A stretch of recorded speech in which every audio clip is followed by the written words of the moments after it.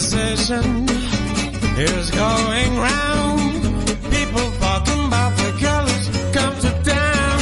Fresh as a summer breeze, she'll take you by surprise.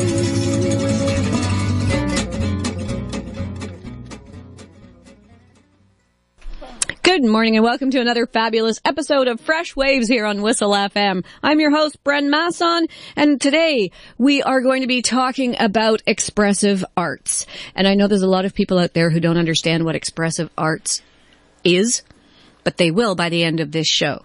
However, before we start, we have to give a nice shout out to Reese's Market and Bakery who have provided the pumpkin loaf today. Jay, you and I love pumpkin loaf. We sure do, definitely. One of my favorites. Wheat-free, dairy-free, one of my favorites. They usually only do it in the fall, so when I saw it this morning, I thought, to heck with muffins, I'm grabbing my favorite. Good choice. Okay, Yeah. They're at 5758 Main Street. They've been supporting this station for years. If anyone in Stouffville or area feels like supporting the station with things that people can use in an office environment, please feel free to come on in, and we're always looking for sponsorship. Coffee would be nice. Coffee would be a nice one if any of the local coffee companies or tea companies in the Stouffville area would like to offer coffee and tea, and then we'd be happy to say their name on the radio every now and again and thank them for their contribution to the station. We even need things like paper, pens, ink cartridges. Those come in handy for sure. Computer equipment.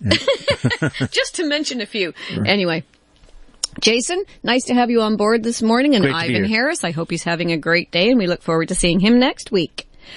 To start off, we have a guest in the studio who is a co-worker of mine and fellow expressive arts practitioner. We went to school together in Haliburton at Haliburton School of the Arts and studied expressive arts. And she's also a resident of Stouffville. How surprised was I to go all the way up to the north country of Haliburton, get into the classroom, and there's Judy Rentenaar. What are you doing here? And she says, what are you doing here? And then it's funny because we've crossed paths through YDAPA and community events, mutually stopping at Reese's for food and passing in the parking lot for years. And then we didn't really know each other that well. And then we actually got thrown into 2 months every day of seeing each other, which has been fabulous. It's been wonderful getting to know you, and I'm really excited to have you on the show this morning. Welcome. Well, thank you, Brenda. And you do expressive arts like I do, except you have a background as well in social work. I do, yes. So let's talk about expressive arts. Basically, do you have a definition? I mean, I have a definition sort of in my head about what it is. I was going to read one out of a book, but the book's on my desk at home. Just saying. Okay. I think you had a really good one the other day that summed it up. Yeah, it's just like the arts. And arts is not meaning just drawing or just drama or just music, but the arts. All of that combined in a way of being able to express yourself in a different way. Sometimes we can't express ourselves verbally, whether we've had a trauma or whether we're just so stressed or whether we have that hamster wheel going around in our brains where we can't actually sort it all out. And sometimes when we talk about it, whether it's to ourselves, I have great conversations with myself in the mirror and I don't know what that says about me, but anyway, or to each other, sometimes we talk ourselves into a frenzy and accomplish nothing. We just add to that busyness and the chaos. Expressive arts allows you to use different modalities to express yourself, which leads to stress release, it leads to a better self-image, more self-confidence, and a clearer path. So that's, to me, what expressive arts is. I think you did it. You nailed it. Yay! So I think you and I learned an awful lot while we were at school. And one of the things that I like the best about expressive arts is because it uses all the modality of arts, it allows people to use what resonates with them. Yes. And you've had a big textile background in your life. Yes, I found that I was drawn to the textiles when we were going through the process. Many people were choosing pastels or watercolors. sculptural type effects, collaging. I was gravitating towards the textiles and doing a lot of collaging through the textiles. Now, explain to us a little bit about what that is. What do you mean by textiles? So I was using material, buttons, tissue paper, I guess was considered partly textile, and as well fiber, such as wool, silks, yarn, different yarns. Interesting. Now, we just had Diane Ward on the show recently. We were talking about volunteerism, and one of the things that she was mentioning is that the group called Loops in Stouffville that does a lot of knitting and crocheting together, they're making fiddle sleeves. Fiddle sleeves. Fiddle sleeves. So, firstly, I heard that and I thought, a violin. Why do they have to make violin covers? And I didn't know there was such an outbursting of violins in town that we needed to have covers made for them, or whether this was a worldwide project. Well, it turns out that a fiddle sleeve is a sleeve that Alzheimer's patients wear to fiddle with. Oh, wow. So they crochet or knit them, and then they crochet and knit into the sleeve different textiles. So the wool with the knobs on it, or more fibrous or thicker or silky or spongy.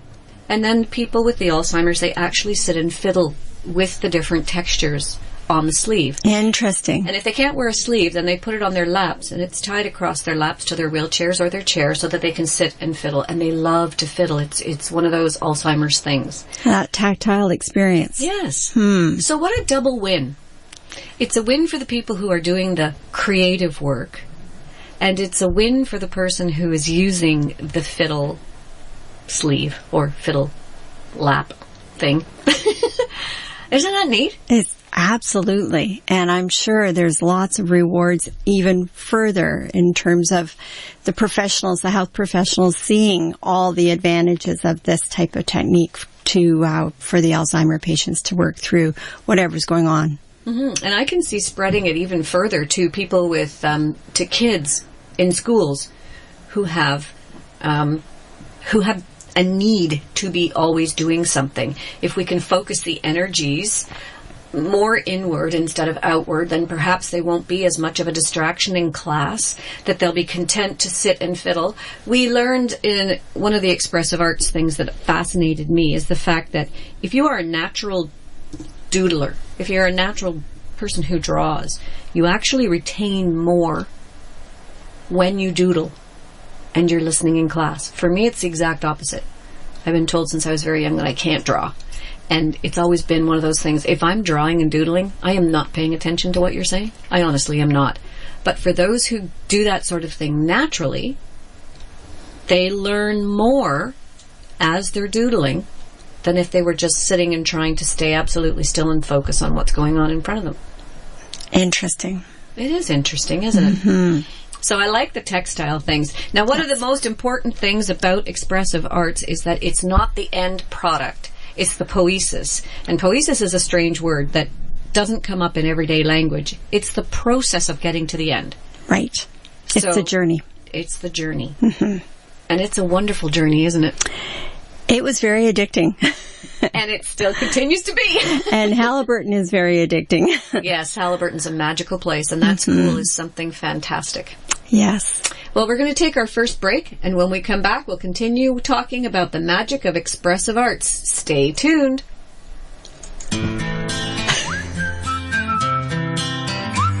Hey, I'm whistling. Would you like to whistle too? Whistle FM is looking for a few good volunteers. Come and join our team and learn a new skill. We're looking for producers, show hosts, and even people to help out around the station. Learn something new and meet new people. Email us at admin@whistleradio.com or drop by the station behind Stouffville Fine Furniture. We hope to see you soon.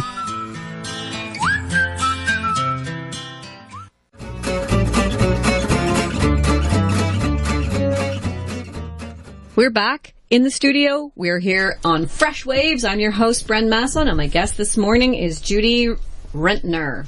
Is that how you say it? Rentenaar. There yes. you go.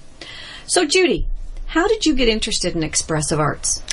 Well, I was already involved in the hospital environment through my clinical social work background, and I found it really rewarding. But at the same time, I found that the talk therapy wasn't reaching everyone, that sometimes you reached a certain level, and that would be as far as you could go. Yet, clearly, the client needed more work. So I chose to look at expressive arts for myself to see what that would look like. And I found it very rewarding and found that, yes, there was another way to reach deeper parts of oneself via the arts that the talk therapy just didn't access. Okay. Now, the talk therapy, is that kind of the family of origin and all of that stuff where you're supposed to look at your life from the beginning? And it's just the counseling, yes, the counseling techniques of working through emotional processes with a client. Okay. And the clients that you're dealing with are in a hospital environment, so that means that they have been diagnosed as needing help? Not necessarily. Sometimes it happens when they come in for a medical procedure, and then suddenly things happen as a result of that medical procedure. So they move into a crisis, and then I get called in. Interesting. Because that can also happen through the exploration of expressive arts. People who think that they're completely fine, that they're just regular, average, ordinary people living regular, average, ordinary lives. And then they start doing a collage one day at a yoga retreat or something, and stuff bubbles up to the top, and before you know it, they are in crisis. That's right. We saw lots of that when we were there. We certainly did when we were at school. Through the 8-week period, yes. Right. And it's amazing the process, how exhausting the process can be if you're really working on it. Yes, absolutely. It's tiring working through those different emotions. Now, we started the program, and I do this with many of my clients, with just fun activities. Fun activities that you don't even realize are, I guess you would call them the part of the process that breaks down the barriers and helps you to be more real and authentic and come with your authentic self, as opposed to the self that you put onto the world or the working environment that you're in every day. And it's allowing you to be real. And part of that is in play. Yes. Just simply playing. Giving the permission to play. Yes, that's true. The permission to just play. So we did some silly things, didn't we, that we now know really weren't that silly, and when it comes together, you're thinking, That's right. Yes. Now, we started with naming ourselves, which was really funny. I've never been offered the opportunity to call myself anything in the world that I would want to be called. If I had the choice to name myself today, what would I name myself? It was a really weird process, wasn't it? It was, because, as you know, we don't get to pick our names. Someone else picks our names. So to have that opportunity to pick whatever we wanted was fascinating. Mm-hmm. And I like the fact that some people stuck with their name. Yes. And that was their name, and they were fine with that. I'd say half of the class changed their name to something else. Yes, and as you recall, that first week I wasn't there. Mm-hmm. So that name changing happened when I wasn't there. But when I arrived, I picked a few individuals and gave them a name that they happily received. It was really interesting. I perceived that they had this particular name. I was corrected. Then when I continued with that name, with their permission, everyone was happy, and it was really fascinating. And I noticed that right now, 2 years later, I often call the people by both their real name and their EXA name. Yes. EXA is short for Expressive Arts. And I find the EX names that we came up with in the workshops are really special names. I like them. Yes. And they seem to me to indicate the actual person. That we knew. Yes. Madeline, yes, for example, will always be Madeline to me. Yes. Her real name, it's okay. It's, the name that she was given at birth, but boy, she's Madeline. Yes. It's true. So, one of the big components of EXA, Expressive Arts, is writing. Yes. And journaling. Did you journal at all throughout the course? I did. I felt we needed to journal every night. Some chose to, others didn't. I found myself journaling every night after class. And how did you find that made you feel? It was a great process. It was cathartic. Have you ever gone back and looked at those notes? I have, but I do need to go back again. It's been a while. I find that I go back, and what I realize from going back is that the product that I wrote was not the point. It was, in fact, the point of just writing it. Of going through the process of writing something down. Now, people think that journaling means you're going to sit down and write your memoirs, and it's just a daunting task that they can't possibly do after a full day of work and picking up the kids and making dinner and tidying everything up and getting kids to bed and getting the life back in order, and then I don't have time to journal. I'm not going to journal. I'm going to bed. Yes. But it doesn't have to be too sophisticated, does it? No, it could be just 5 minutes.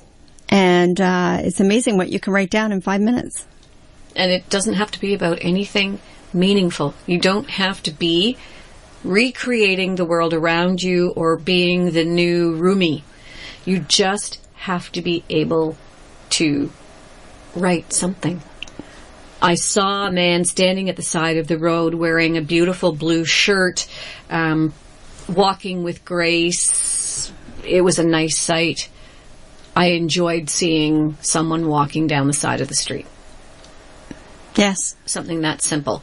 Mm-hmm. Or it could be something that you thought about during the day. I thought that I really don't like anchovies and I'm never going to put them in my salad dressing ever again. That is just as useful in terms of just getting something down on paper. Right. Or that coffee was really good this morning. Or the fact that runs into the gratitude thing. A gratitude list is a really, really therapeutic and wonderful thing to do on a daily basis. It really helps you to see the beauty in the world around you when we can get so tied up in the things that aren't so great. So to write a gratitude list and say, I'm really thankful for the opportunity to have had a coffee with a friend this morning. Right. Because there are a lot of people who don't get that opportunity, or they have really crappy coffee. True. So to have a good coffee with a friend is a double whammy. That's two grateful things, isn't it? Yes. Did you ever do the gratitude list while you were there? I did, absolutely. Certainly was very grateful for having an 8-week stretch of time in Haliburton, enjoying the spring, watching the season change. And it was very special and magical there. Absolutely. I know a lot of people who, just you can find courses and things to take that are in the normal, in the city, in the places where people go to get educated. But to go to Haliburton, I thought was just, it really was, it added a whole component to the course and to the process of exploring expressive arts. Yes. And I found that we were there when the tourists hadn't arrived, when the cottagers hadn't arrived. So it was very quiet still. The roads were very quiet. So that all added to this lovely getaway retreat sense that you had. Mm-hmm. And you were riding your bike for extremely long distances, which I admired, but in the same sense, I admired for you, not for me. Yes. Yes, I put that challenge out for myself to drive part of the way, park at a hotel, golf course, retreat center, and leave my car there and pull out my bike and continue on my way to the school. So about a half an hour bike ride. Along what was normally a really in the summertime, you probably wouldn't have been comfortable driving along that route because it's so many trucks and so many people. But in the spring, it was nice. It was. Yeah. Yes. Do you bike here in Stouffville? I do. I tend to go outside of Stouffville just to get more hills. Love hills. So Haliburton did challenge me with the hills. You love hills? I love hills. Aren't you of Dutch descent? You should like flat. Flat, and more flat. But very windy. Yes, that's true. And the wind does add to the stress factor in getting your heart rate up, doesn't it? Because you do have resistance. Yes, that's right. Resistance and resilience. That's what we're going to be talking about when we get back from our little break here. You're listening to Fresh Waves on Whistle FM. We have Judy Rentenaar in the station this morning and me, your host, Brenda Masson, and we're talking about expressive arts. Stay tuned. We've got all kinds of great tips coming up right after this break. Hey everyone, this is Lil J. Join me every Saturday night at 11 p.m. Eastern for the Block Party.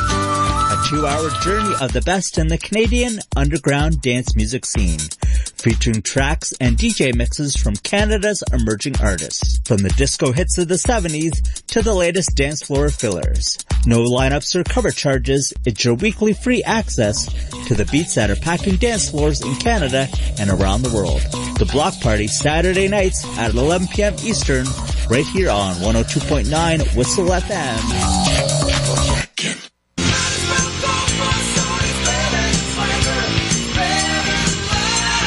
Hi folks, Kim Mitchell here. You know, however you choose to get around, your ATV, your snowmobile, your boat, car, if you have a motorcycle, all these things take 100% of your attention and skill to operate safely. Alcohol impairs that, and bad things can happen. So, be smart, okay? You know what I'm going to say next. This message brought to you from the Safe and Sober Awareness Committee.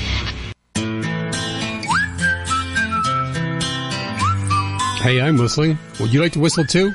Whistle FM is looking for a few good volunteers. Come and join our team and learn a new skill. We're looking for producers, show hosts, and even people to help out around the station. Learn something new and meet new people. Email us at admin@whistleradio.com or drop by the station behind Stillville Fine Furniture. We hope to see you soon.